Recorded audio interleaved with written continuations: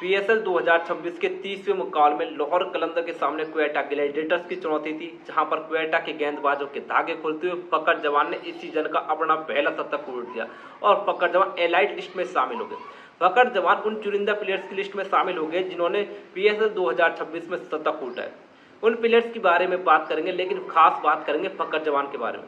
फकर जवान की पारी इसलिए भी खास हो जाती है क्योंकि भाई इस पिच पर पूरी तरीके से गेंदबाजों को मदद थी। अगर आपने मुकाबला देखा हो, मुकाबला फॉलो कर रहे हो, तो आप देखोगे जहां पर फकर जवान ने 200 के स्ट्राइक रेट के साथ शतक कूटा, तो दूसरे सब दो बल्लेबाज थे ना, वो पूरी तरीके से स्ट्राइक कर रहे थे।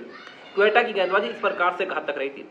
तो इस पूरे मुकाबले में फकर को किसी भी बल्लेबाज की तरफ से कोई साथ नहीं मिला।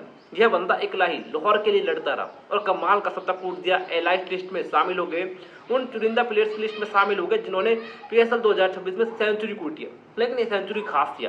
उन सब प्लेयर्स के बारे में बताएंगे आपको जिन्होंने इस सीजन में शतकवीर वो हैं, लेकिन भाई फकर की खास तारीफ करेंगे।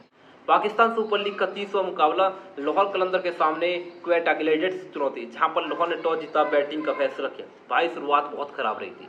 मोहम्मद फारूक 4 पर गए, अब्दुल शफीक मैच चौथे, लेकिन फकर ओपनिंग में आए थे। विकेटें लगातार 2 गिरी, लेकिन फकर पर इसका कोई फर्क नहीं पड़ा। उसके बाद चाहे असलंका के साथ उनकी पार्टनरशिप लगी, लेकिन असलंका भी 31 पर विकेट फेंक गए। सिकंदर रजा कुछ नहीं कर सके। कप्तान साइंस शाह अफरीदी महज 9 पर गए।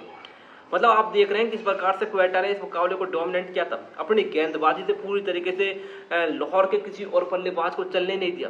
लेकिन ये तो भाई फकर की क्लास थी जो फकर ने दिखाई। फकर जवान ने पहले तो 27 गेंदों पर अर्धशतक पूरा किया और फकर को भाई उसके बाद और अल्ट्रा एग्रेसिव ही होते चले गए। फकर ने पूरी तरीके से जिम्मेदारी अपने कंधे पर। क्वेटा ग्लैडिएटर्स की गेंदबाज थे, वो लाहौर कलंदर के बल्लेबाजों को ये अनुमति नहीं दे रहे थे कि आप खुलकर बैटिंग कर सके, लेकिन भाई फकर ने की। फकर पर उन गेंदबाजों को कोई प्रभाव नहीं पड़ा और फकर ने जो डोमिनेट किया है वो अलग ही लेवल पर था। अगर आप फकर की पारी को हटा दे तो लाहौर के किसी भी बल्लेबाज को इंटेंट नहीं था, कोई खास पारी नहीं खेली। सेकंड बेस्ट स्कोर 31 चरित असलंका का।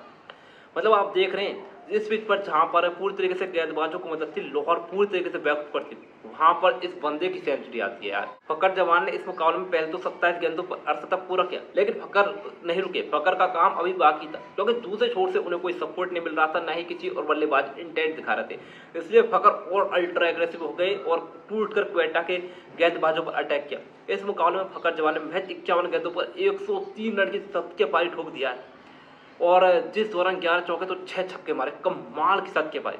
उनके अलावा एलाइट लिस्ट में शामिल की बात कर तो जहां पर पीएसएल 2026 के शतकवीरों की लिस्ट देखे वहां पर साहिब फरहान है जिन्होंने कमाल का शतक कूटा था भाई।